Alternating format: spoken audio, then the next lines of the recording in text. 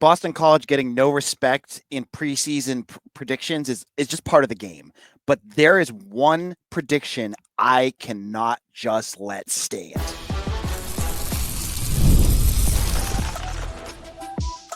You are Locked On Boston College, your daily podcast on the Boston College Eagles. Part of the Locked On Podcast Network, your team every day. Hello, everyone, and welcome. This is Locked On Boston College, your team every day. I'm your host, AJ Black of Eagle Insider, part of the 247 Network. I've been covering Boston College for over a decade, and you are going to get an episode filled with analysis, opinions, and Boston College news you're not going to find anywhere else. And today's episode is brought to you by Amazon 4K. Turn any TV into your Xbox, no console needed. Head over to amazon.com/Fire TV Locked On to get started. Today's show, jam-packed episode. We're going to end it with a little bit of recruiting. I want to talk about two positions I think BC is really focusing in with this upcoming official visit season.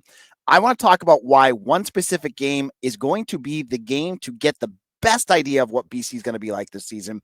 And let's kick it off with one of my favorite things to do, which is AJ gets mad about something.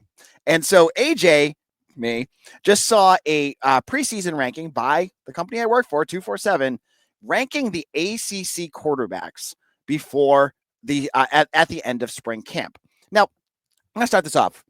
I expect BC to just get slammed in every publication. It's just part of the culture of college football. They get no respect anywhere. It's just part of the game. I don't get usually very animated about just things like that. But my fellows over at 247, Carter Barnes, nice guy, made his preseason rankings for the quarterback position. And you know what? I wasn't expecting much, but I was kind of expecting this, and I've just been waiting to get to tee off when someone did it. So this isn't a knock on Carter Barnes because I'm assuming Phil Steele will do this. All these other people are going to do it. But look at the rankings I just put up on your screen if you're on YouTube. Thomas Castellanos is ranked 4 spots higher than Grayson James or Dylan Lonergan. Yes, the quarterback that got benched last year and couldn't find his way back onto the field, well, he couldn't because he left the team, is ahead of the guy that beat him out, that Bill O'Brien, a quarterback guru, decided was a better quarterback and put him there. This is where the rankings go. I don't understand this at all. I'm going to go with that there's a tad little bit of a bias here for anything Florida State. That usually happens in a lot of rankings. So I'm going to say big team bias versus Boston College. Looking at this ranking as well, I look at it where they have absolutely no respect for Grayson James or Dylan Lonergan. And you just have to watch. Grayson James beat Syracuse last year, an 11-win team. They beat UNC, a bowl team. They beat Pitt, a bowl team. He almost beat SMU. He almost beat Nebraska. And instead, this ranking decides we're just going to get in love with numbers too and go with a bunch of guys. We got the kid from North Texas, someone from South Alabama. You get the guys from Syracuse all the way at the top, even though they've done nothing. So, I mean, Steve Angeli wasn't even with the team. How can you rank him ahead of guys that you got a guy that already did it and a guy in the ACC who's already played at this level and won a whole bunch of games and almost won you a whole bunch of other ones? And I get it if it was Dylan Lonergan. Maybe that's the piece I'm missing here too. Maybe because we don't know if it's going to be Grayson James or if it's going to be Dylan Lonergan, you put them down like this. But I just have to laugh. The Thomas Castellanos one, it just gets me going. You know, there was I have my suspicions, and I don't have any hard facts on this, but I find it kind of interesting that the year that Florida State closes their practice to their media is the year Thomas Castellanos comes in. And the reason that Thomas Castellanos is there is to build up this team. I've read a lot where he has been what we saw at BC, which is what I expect him to be. Now, he's going to have a whole bunch more talent around him. Does that make him a better quarterback, or does that just make the talent around him better?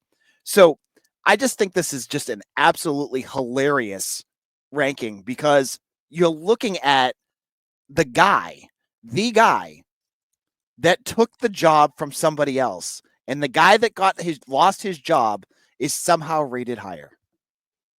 I would love to know what goes into this, because there is statistics that show you that Grayson James was better than Thomas Castellanos last year in the areas that he got to play. There is no statistics for some of these guys, and you're just projecting. And so when you're projecting that Boston College is just going to be bad at everything, which is what we get every year, I guess that's where Grayson James falls. Now, if it was me, I'm not naive enough to put him in the top or Dylan Lonergan in the top. Because if it's Dylan Lonergan, we haven't seen him play yet. We have not seen him play, so I can't rip that. I mean, rip this ranking if it's for the guy that really hasn't played yet. It's preseason, right? You don't know. But you did it with Steve Angeli too, so I don't know. It just seems these kind of rankings always seem inconsistent, and I'm just expecting more of this. You're going to get it with positional rankings. They're going to not watch. I'm going to tell you this right now. If they do ACC running backs, I guarantee you Turbo Richard's going to be near the bottom because no one's watched him. No one knows what he can do. So I'm expecting they just don't have a clue, and he'll be near the bottom. I bet you name a positional ranking, they're going to be the bottom of everything. They're not going to give credit to Lewis Bond. They're not going to give credit to the tight end, Jeremiah Franklin, even though he was really consistent. Like, if they're going to do conference positional rankings, BC's just going to get slammed across the board. That's just the way it is. And that's why I think when the season starts, you get to laugh at this. I wish I could find last year, ranking of pass rushers preseason. I'm going to see if I can find that. I'm going to pause and see if I can get it. All right, just found one. Sportsgrid.com. I don't know who these people are, but preseason 2024, they ranked their top 30 pass rushers going into the season, and who was not on there? And this is not a knock on them because he had 2.5 sacks the year before. But Donovan Azaraku is nowhere to be found. So my wrapping up point is it's fun to get aggravated by these things, but preseason rankings, specifically of positions, is utterly worthless. It's a exercise in futility because people are just guessing. It's up to the players to go out there and show why these rankings are wrong. Maybe they use it as motivation, like, look at the disrespect I'm getting. Sometimes they say they do it. Sometimes they say they don't get it. But I find it funny. I'm expecting a lot of Thomas Castellanos ranked ahead of Grayson James and Dylan Lonergan. And for that, it's just one of those things I'm looking at this season going, can we please not do this? That one specific thing. Like, you can disrespect all the other players, but the fact you're going with a quarterback that, as I said before, wasn't even good enough to beat out Grayson James and then somehow is ranked higher than him, it makes me laugh. Now, in our next moment, I'm going to get off of my high horse here, and let's talk about a game that I think Boston College has to win, and I want to explain why it really could be the best barometer, the earliest barometer where Boston College will be next season. I'll explain all about that in just a moment.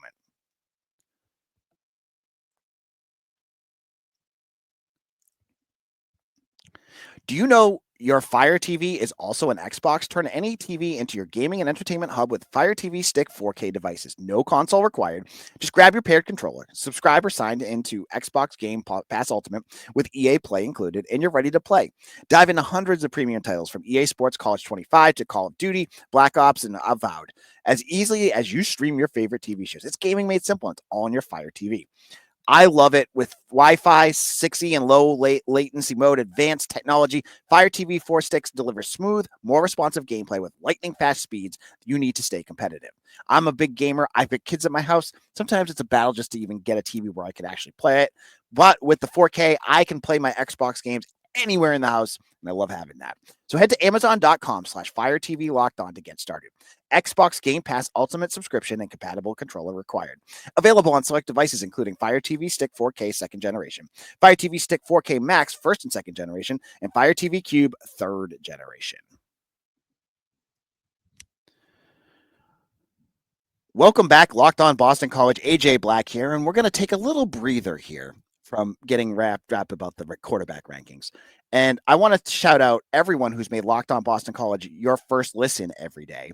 And for our everydayers, those out there that listen to Locked On BC every single day, I want to thank you as well. Check out yesterday's episode. We talked about basketball.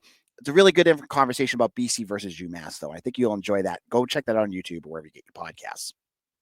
So, season is about 3-4 months away now. And I've been thinking we've been discussing and getting into what is going to make or break this BC team. What is it about them that where are we going to be able to see how competitive this team will be in 2025? And you look at the schedule and there's one game early on that I think is going to give us the best barometer of how good or where issues are going to pop up for BC. And unfortunately, it's not the first game of the season. You start the season off with Fordham. That game is basically a glorified scrimmage. Fordham's not a very good team. They're FCS, no knock on that, but it's a tune-up game.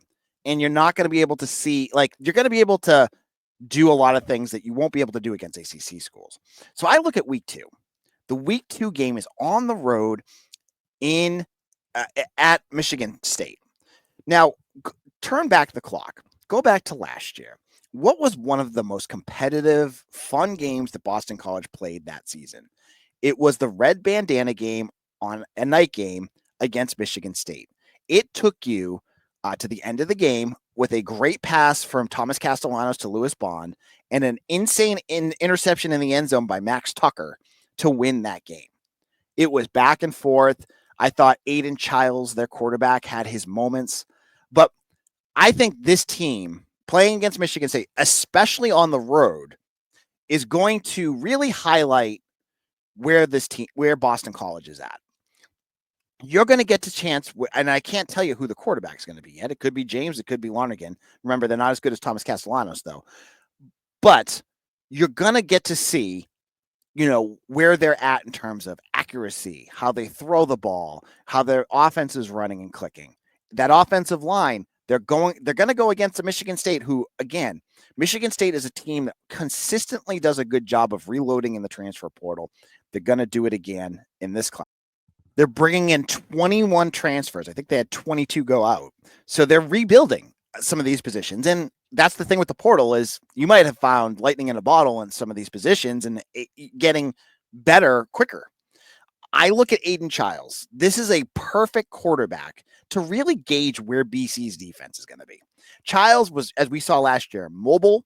He's got a cannon for an arm. He played last year, I think, without his 3 or 4 top wide receivers in that game. So he was shorthanded. He's not going to be this year. Well, I mean, I can't say he won't be, but I would imagine you can't get hamstrung that much. So he'll have most of his guys there. Will BC's defense be able to slow him down? There was some hit or miss when they played them the first time. He was able to make some plays, and when he was able to roll out and be mobile, it caused some issues for BC. So I look at Childs as a great tune-up, because when you're looking at the quarterbacks BC plays this year, you have Cade Klubnik, CJ Carr, Miller Moss, Steve Angeli. You got some good quarterbacks that you're going to play against. I don't put Aiden Childs above most of those guys, but he's developing. Could this be the year that he really develops? And you have to do it on the road. BC last year, they struggled on the road. They won 6 games at home and 1 game on the road. They beat the pitiful Florida State Seminoles at the beginning of the season, and that was it. They lost to Virginia Tech. They lost to Virginia. They lost to SMU. So that's another piece. We're going to get to see where these quarterbacks are. We're going to see how they run this offense, how efficient they're going to be. I would imagine Bill O'Brien's going to stick with whatever quarterback they have, even if there's a struggle. You have to do that. You have to play on the road. That's another good signal. Like, you're playing a good team. Michigan State, they're going to be probably a bowl team this year. I would imagine, last year, end of the season 5-7, they didn't make a bowl game, but the goal, I'm sure, is to make a bowl. So this is the perfect setup. It's a game you can win. Michigan State is beatable. You can set up to see where your offense is at against a defense that should be solid. You're going to see where your defense is at because the Michigan State offense should be able to throw the ball. So you're going to get a great map here of where BC is at. What are the issues that Boston College has, and where are the strengths starting to show? Is this a game where you see Turbo Richard go crazy, or whether it's Lonergan or James, are they going to be able to hit Jeremiah Franklin, Reed Harris, Lewis Bond, and really get that offense moving? I think that's going to be a great test for Boston College. It's I don't want to say it's must win because it's a road game, but I really think if BC can win that game, it really starts your season off on the right foot. You're 2-0, you beat a Big Ten team.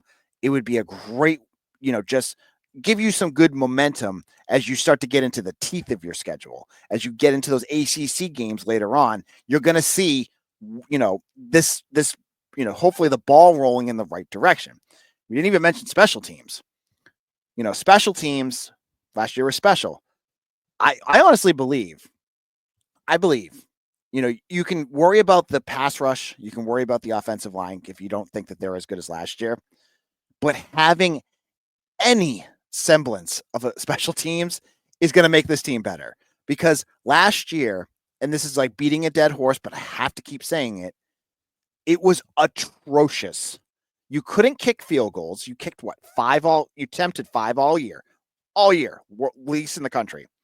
And anytime you tried to punt the ball, it was a disaster.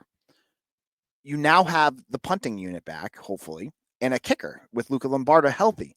If you have special teams, that is so critical to playing complete complementary football.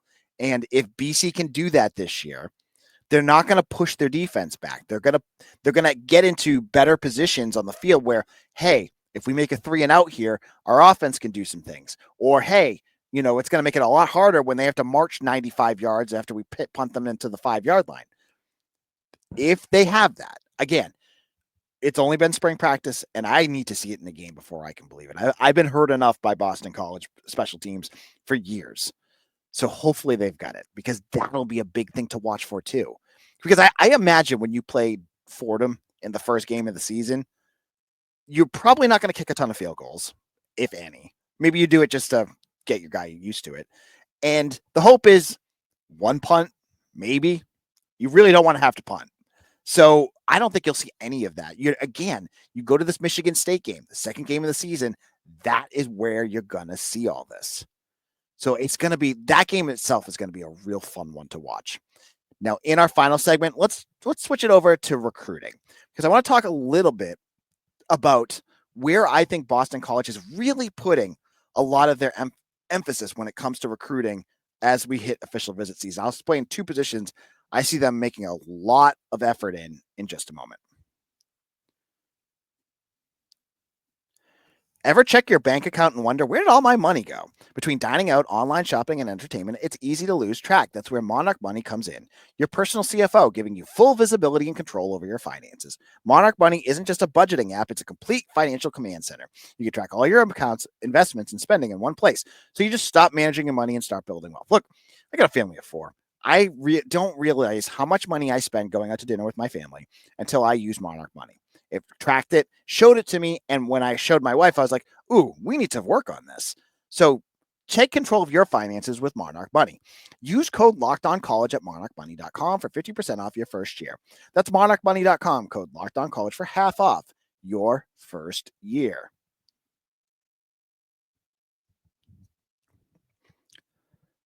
This is Locked On Boston College. AJ Black of Eagle Insider. Thank you all for listening to us. And when you're done with this episode, if you want to hear some interesting talk, check out Locked On Celtics. John Corrales is getting into why they're down 2-0, and he is a great analyst when it comes to that. Check that out on YouTube or wherever you get your podcasts. Now, you've had me rant and rave at the beginning. We talked about what game is going to be really critical for BC. Now, I wanted to end it with one little just discussion about recruiting, because I know a lot of folks really are interested in this. Now, the end of May into June starts the official visit season. As we've said, this is where BC really makes the biggest push to land some of their commitments to fill out their class. Now, looking at the 30-ish or so official visits that are set up right now, there's two positions that I've noticed BC is really making an effort for to build it. And if you've listened to this podcast, you've already heard me kind of talk a little bit about it. I really want to kind of dive in. That is the defensive and offensive line. Now, on the offensive line, BC already has 3 commitments here, and they're still pushing for more. They've landed already Dean Ruxnitis, Brady Beckenhuis, and Mac Antunes. Now, these 3 are all local. They're local kids, and that's a credit in itself. But how many years have we seen BC either get small classes on the offensive line or really have to push at the end to try to get guys that are under the radar? It's happened quite a bit. That's how you get guys like Pape Sai, who, not knocking him, he was just a late commitment. You flipped Jaden LaFontaine last year. This year, you have 3 already, and they're still going for more.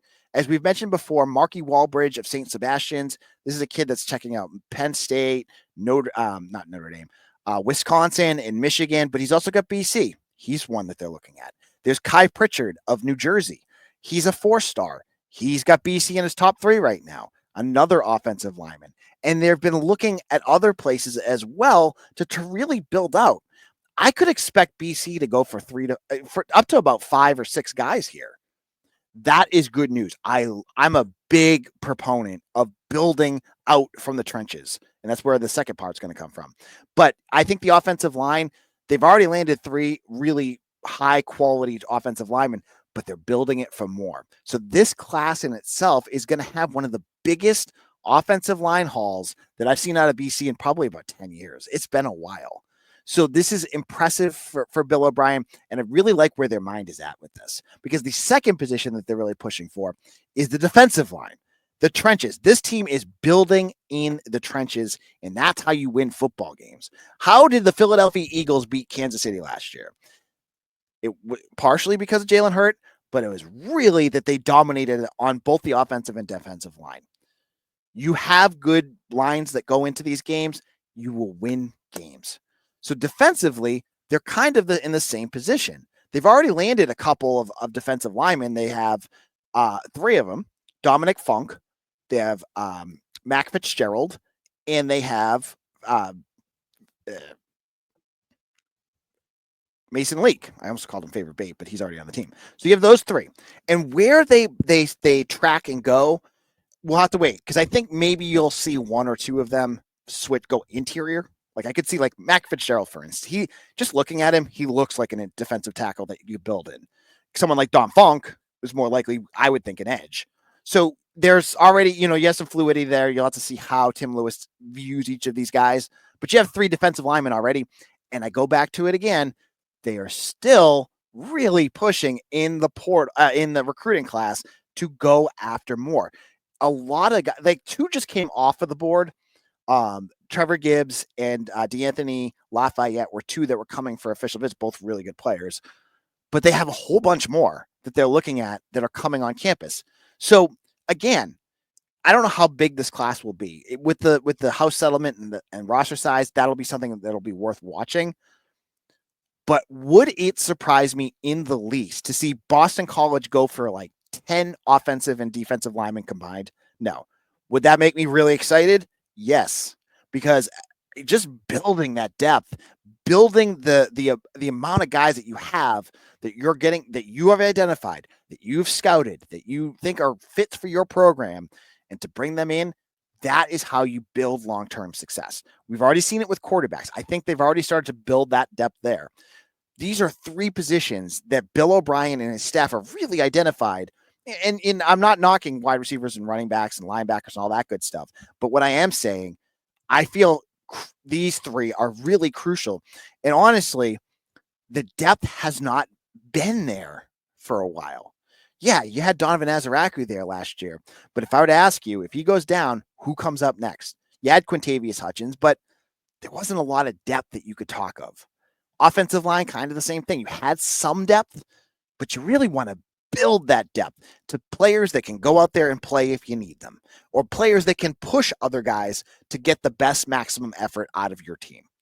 I think that's where BC's nailing it on the recruiting trail. We'll have to wait and see who they can land there because there's some exciting names. I have it all up on Eagle Insider, some of the targets that they're going at. Thank you all for listening. We'll be back on Monday where we'll talk more about recruiting and football and everything in between. Follow me on Twitter at AJBlack247. For all my everydayers, thank you again for listening to our show.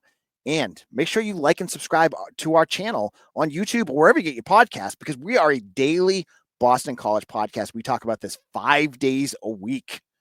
And if you have not checked out some of the episodes from this week, I really encourage you to go back and check them out. I'll see you all again on Monday for another episode of Locked On Boston College, your team every